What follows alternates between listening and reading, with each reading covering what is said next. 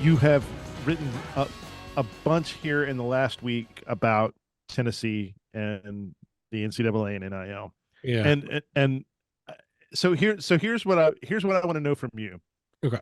How should fans think about NCAA rules right now? The reaction that I saw from a lot of Tennessee fans was, what are you talking about? I mean, this is so on the margins of what the real issues are. How are we talking about this in 2024? The biggest thing to me is they think they're being picked on again. When the problem is Tennessee, get yeah, out. yeah, Tennessee fans are being picked. Why No, is the NCAA inferiority complex for Vols right? Nation. Why is the NCAA looking in our shit again? Okay, I'll tell you why. You probably broke some rules back then that don't help your situation coming off Jeremy Pruitt in that whole saga. And the NCAA has always kept an eye on you. And a reason for that is I don't know. A lot of it is Tennessee's fault per se, is like a university. And I'm talking about this current situation. The stuff under Jeremy and Phillip Yeah. was freaking disaster. But when you had Nico's lawyer out there, kind of showboating, say, look at this damn contract I put together. I'm going to show it to anybody and everybody that I can, and I'm going to get the press, that I did this. Kind of screwed Tennessee because we all knew who the contract was for. You're not hiding anything. You can say, oh, it might be Nico's contract. We don't know for sure though. Like that shit was going on for a year. Like they tried to pull that shit for a year and it was different outlets. Well, it might be Nico, but we're not going to say, but it's this big. I think that what has happened with Tennessee guys is that they feel like they were already put through the ringer last summer in the previous 2 or 3 years. By the way, they let the NCAA into the house. Like they did this. That was their plan. That was their plan.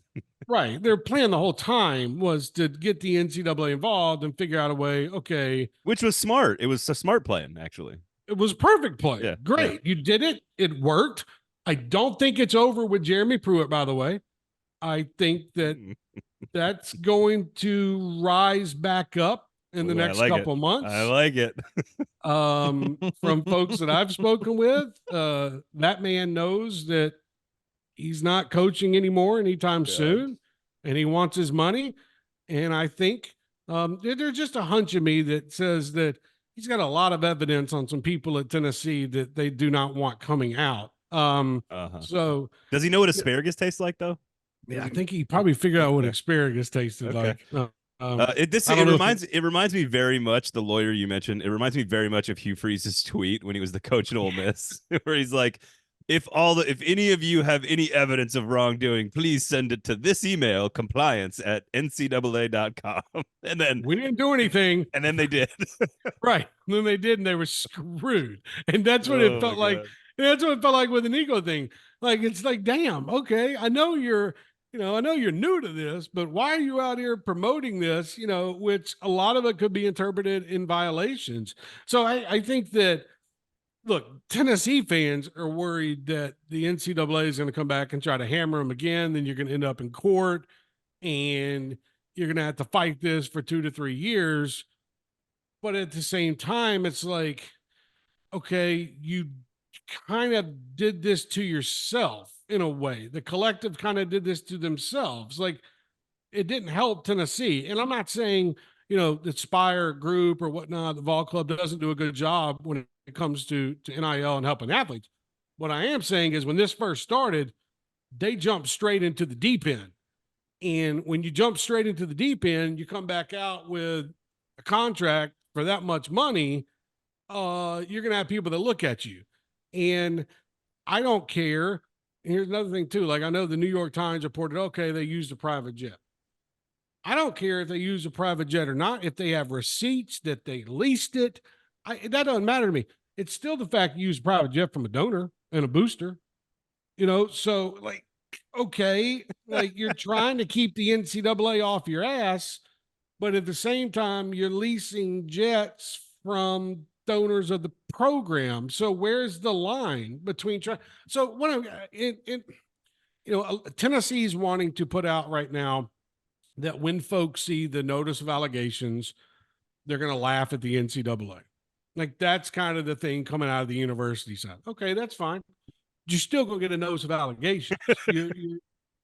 They're still going to lay this out in public, what they think you committed and how this might affect the program going forward. So I think overall, to get back to the whole question, I think covering the story and the way that it is right now, I think it's a PR battle trying to be won first off in public. There's a reason why Donnie and Danny White came out so strong last week. Yep.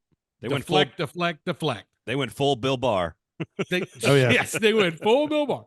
They deflect the shit out of this. Okay. No collusion. No collusion. Right. And at the same time, we've got an antitrust lawsuit going on against the NCAA.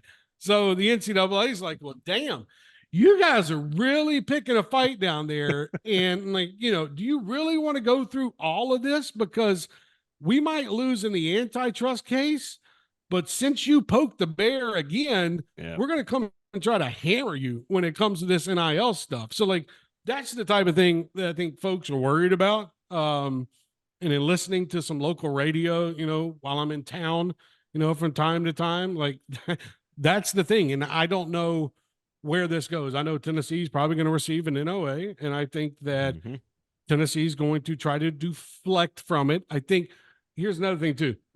I don't think Tennessee's going to keep this thing hidden behind some kind of law when it comes to a FOIA request.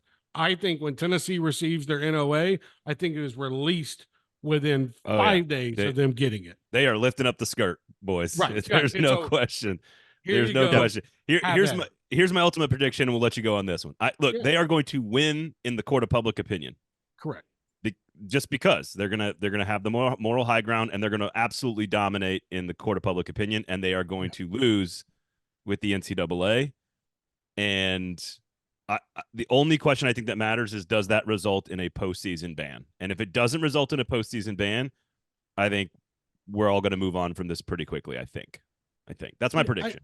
But I also have to wonder what they try to do with the collective as well. I don't think, like that part kind of, we all saw the Jaden Rashada thing go on, with the Gator collective that no longer exists. Eddie Rojas was running that and blah, blah, blah. And they had this kind of separate. Look at Florida State. They had to disassociate themselves with that booster, acting like that booster is still not going to give them money somehow, which is the funniest shit ever. But I do think that, it might be where Tennessee maybe has to back off a little bit, not fully with the collective or whatnot, just back off for 5 or 6 months. You know what I mean? Yep. Just don't be as public about it, I guess is the best way to put it. It's not that hard to do. Trey, thank you so much, man. We do appreciate you for coming on and joining us, and enjoy all the lawsuits and Congress and private equity and NDAs and go get your law degree, and we'll talk to you later, man. Thank you. I'm going to go sit in the courtroom next week in Greenville, Tennessee, and listen to the NCAA bitch for 4 hours. I'm looking forward to it. Awesome. Thank you, man. Thanks, guys.